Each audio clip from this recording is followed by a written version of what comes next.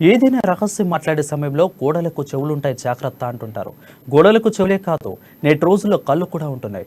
అదేనా అనుకుంటున్నారా? అవే నేత్రాలు.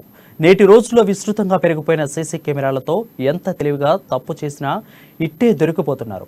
అదే తరహాలో ఘటన కరీంనగర్లో చోటు చేసుకుంది. రామ్నగర్ ప్రాంతంలో ఉన్న ఓ సెల్ ఫోన్ దుకాణంలో మొబైల్ కొనుగోలు చేసేందుకు ఆటో డ్రైవర్గా పనిచేసే ఇర్ఫాన్ అనే యువకుడు వెళ్ళాడు. షాప్లో ఎవరూ లేకపోవడం, కళ్ళ ముందే కాస్ట్లీ మొబైల్ కనిపించడం సరికి ఒక్కసారిగా ఆశ పుట్టింది.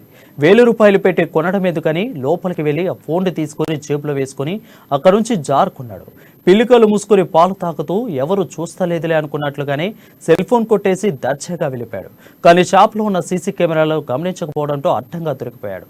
తీరా దొరికాక కాళ్ళ వేళ్ళ పడినా ఉపయోగం లేకపోయింది. పోలీసులు తీసుకెళ్లి కటకటాల్లో వేశారు.